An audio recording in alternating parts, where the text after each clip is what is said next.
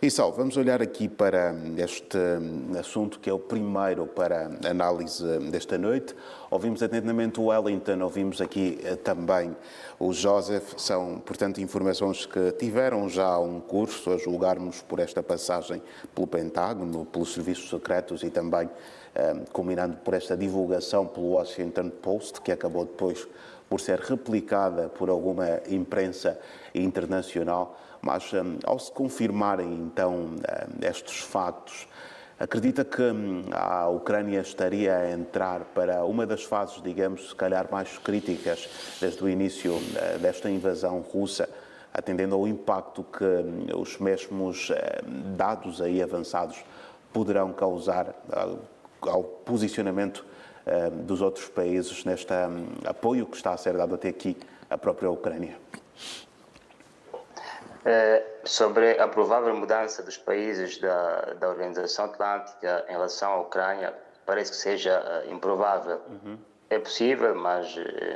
é improvável. Agora, do ponto de vista do facto em si, não é? Há sinais de que este gasoduto chamado Druzhba, que significa amizade em russo, que é um gasoduto construído na década de 60 para levar, não é, o petróleo aos países, então partes do Pacto de Varsóvia, tem vindo a sofrer nos últimos tempos uma pressão enorme do ponto de vista da sua segurança, sobretudo a partir do momento em que um dos pacotes de sanções da União Europeia, que submeteu o petróleo russo sobre embargo, estabeleceu uma isenção sobre este gasoduto porque levava petróleo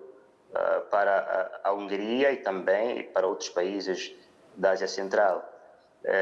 O site da Rosneft, que é a empresa estatal russa que gera este gasoduto, noticiou no passado dia 10 de maio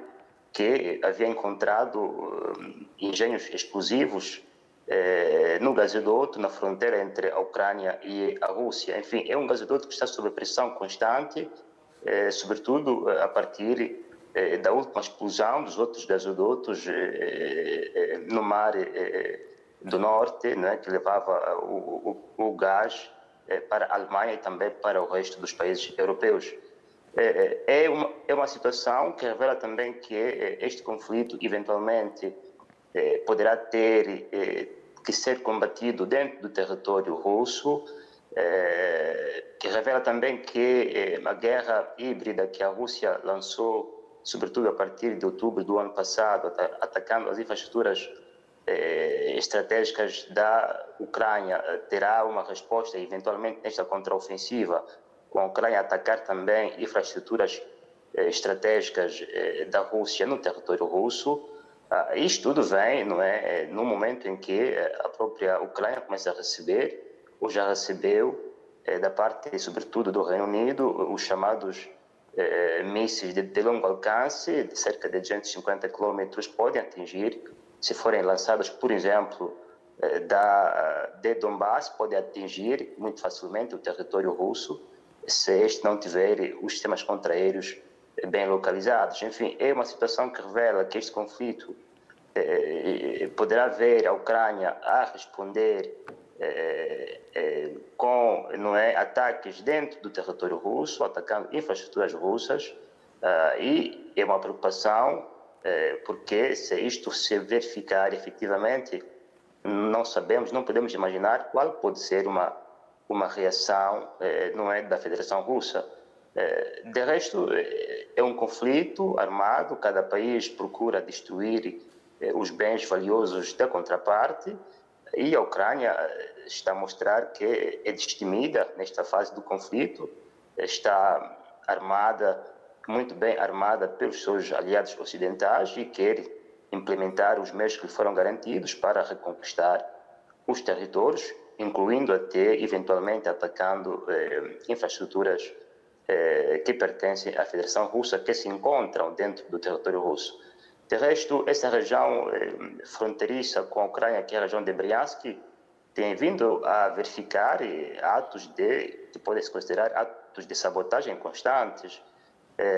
com explosões constantes. Ontem houve a queda de 4, foi noticiada a queda de 4 aviões de combate russos nesta região. Não se sabe até o certo, não se sabe até o momento o que terá acontecido, se terá sido uma falha técnica da parte do exército russo ou se foram atacados da parte da Ucrânia. É uma região que, pela fronteira que tem, não é, está a sofrer já, não é, consequências graves em função deste conflito. Enfim, é uma situação que só revela que este conflito vai ter esta continuidade além da fronteira ucraniana, o que pode, de certa forma, desmentir as informações dadas pelo presidente ucraniano de que a sua contraofensiva não implicaria a intervenção dentro do território russo, não é? Vamos então esperar por mais desenvolvimentos à volta deste assunto e seguramente voltar a abordá-lo aqui, Sal. E já que tem a palavra e estamos aqui também a referir-nos a esta situação envolvendo a Rússia e a Ucrânia, uma missão de paz africana composta por pelo menos 6 líderes poderá então estar neste momento já totalmente definida e quase operacional para manter assim os primeiros contactos rumo a uma negociação de paz. Acontece que esta delegação de líderes africanos vai às 2 capitais, tanto a Moscovo como também a Kiev, e tentar acabar com esta guerra que está, digamos, a afetar profundamente não apenas o principal atingido pela mesma, que é a Ucrânia, mas tem impactado também de forma significativa por alguns aspectos relacionados ao continente. Com que olhos é que vê este anúncio aqui feito pelo presidente sul-africano? É um anúncio encorajador, porque revela que o continente africano não está a dormir e que também está interessado em dar a sua voz para ajudar a desminar ou a resolver este conflito russo-ucraniano, e até tendo em conta alguns efeitos negativos que pode ter ou que tem acontecido no continente africano. Aliás, mesmo em relação a essa componente da África do Sul, que é um dos países que propôs esta missão, houve há dias alegações de que estaria a oferecer armas ou vender armas para o governo russo, alegações que o governo sul-africano já desmentiu, mas pode ter implicações muito práticas do ponto de vista da relação bilateral ou até comercial com os Estados Unidos, se verificarem que são informações verídicas. E não é, a África do Sul mostra que não é um país que está aí para satisfazer os interesses só dos outros Estados, mas sim está neste conflito, tem uma posição própria com vista à satisfação dos seus próprios interesses. E esta missão, que vai ser integrada pelo governo da África do Sul e pelos demais países que tu já citaste, vai mostrar que a África do Sul está na linha da frente para apresentar a posição do continente africano em relação à resolução deste conflito. Não sabemos ainda quais são os pontos concretos que esta missão vai ter. Ainda não tem também uma data exata de quando que esta missão vai viajar para as capitais russa e ucraniana, mas é um dado positivo e, eventualmente, dentro dos BRICS, aqui a África do Sul, enquanto Estado-membro dos BRICS, poderia acolar-se a um dos planos já apresentados por um dos membros deste fórum, que é o plano, que são os 12 planos da China. Mas, enfim, é uma iniciativa positiva e esperemos que traga resultados positivos para a resolução deste conflito. Insistir apenas dizer aqui que esta resolução do conflito russo-ucraniano mesmo se houver tantas mediações, tantos ofícios de intermediação, se a Ucrânia e a Rússia, mas sobretudo a Ucrânia, não tiver autonomia de discutir de forma própria a resolução deste conflito, bem, essas iniciativas vão ser mesmo só boas intenções, porque ao fim e ao cabo não são iniciativas que tendem a impor a posição dos países mediadores, mas sim tendem a reconciliar as partes desavindas. E se essas partes não tiverem a vontade de o fazer, de nada valerá, não é, os esforços envidados por esses Estados, quer se trate da China, quer se trate agora dos países africanos, ou mesmo até do Brasil. Mas é um ponto positivo e esperemos que esta missão tenha lugar e que os presidentes da Rússia e da Ucrânia possam ouvir a posição africana e possam eventualmente colocá-la em prática, sobretudo porque a África do Sul é o país do Ubuntu, não é? Muito gabando, isto é, nós somos, eu sou porque tu és, isto é, nós somos porque nós somos, e a África do Sul poderá, não é, levar este Ubuntu deste mundo tudo, que na África do Sul pós-apartheid conseguiu reconciliar, não é, os africanos autóctones com os africanos boers que governaram a África do Sul durante muito tempo, com o apartheid que discriminou grande parte da população africana. Enfim, pode ser que a África do Sul tenha tomado essa iniciativa tendo em conta este princípio reconciliador e pacificador do continente africano, que é o Ubuntu, esperando que possa ser ouvido. Aliás, a própria integração nesta delegação de figuras de proa ou figuras anciãs do nosso continente, como são os casos do presidente do Congo e do presidente do Uganda, só vem revelar que, além do Ubuntu, também há ali uma autoridade moral que deve ser respeitada, fazendo com que os presidentes ucraniano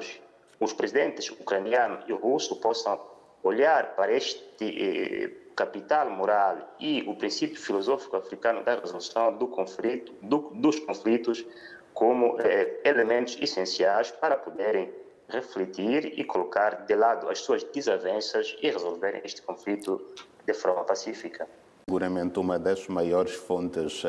de tensão entre a China e os Estados Unidos, sobretudo porque Washington acabou também por ser, digamos, o principal fornecedor de armas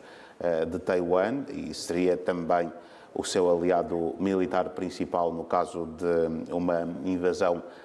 chinesa. Isso leva-me a perguntá-lo se surpreende de alguma forma estes novos pronunciamentos à volta desta situação. Não de todo, Dorivaldo. Como disse o Wellington, este é um problema antigo que vai continuar nestas farpadas até que a questão de Taiwan seja definitivamente resolvida, quer com a independência de Taiwan, que a China não toleraria, quer com a sua unificação à China, que alguns taiwaneses não aceitariam, e até isto acontecer, isto vai continuar. E, aliás, existe uma concepção de relações internacionais que diz que essa relação turbulenta entre a China e os Estados Unidos faz parte do que se designa de cooperação e tensão. E isto é algo muito antigo, que vem desde o reconhecimento da China como, desde o estabelecimento das relações entre a China e os Estados Unidos, isto é, em 79, porque logo após este estabelecimento de relações bilaterais entre a China e os Estados Unidos, o Congresso dos Estados Unidos assinou o chamado Taiwan Relation Act, isto é, a norma de relação entre o Taiwan e os Estados Unidos, que diz que entre o Taiwan e os Estados Unidos poderá continuar a haver relação comercial e cultural e também o fornecimento de armas a Taiwan. Isto mantendo mesmo o chamado princípio de uma só China, que entra também numa outra leitura que se chama de ambiguidade estratégica dos Estados Unidos, isto é, de um lado, reconhece que Taiwan é parte do território da China, mas do outro lado não reconhece, porque ao fim e ao cabo continua a manter relações bilaterais do ponto de vista comercial e também de segurança com Taiwan. Ora, houve momentos de tensão entre Taiwan e a China com a participação dos Estados Unidos, isto é, aconteceu em 1956, aconteceu em 96 e agora estamos outra vez a ver isto outra vez ao modo de cima, só que desta vez a China é uma potência, é a segunda economia mundial, armou-se muito bem, obviamente para enfrentar a possibilidade de reunir-se com Taiwan por via armada. Também insere-se num contexto internacional chamado de revolução, isto é, o contexto atual é um contexto revolucionário, e os Estados Unidos, através da chamada o pivô da Ásia, tem estado a participar, a reabrir bases militares, sobretudo no Taiwan, isto é, nas Filipinas, e também tem estado a enviar de forma constante novos equipamentos para aquela região, para um eventual conflito com a China através de Taiwan. Enfim, se isto não se resolver, quer com a independência de Taiwan, que não seria aceitável pela China,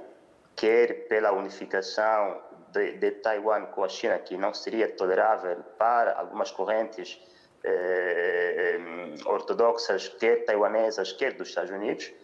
estas farpas vão continuar, só que o risco é que elas podem depois descambar num conflito, num incidente militar que pode conduzir a um conflito de facto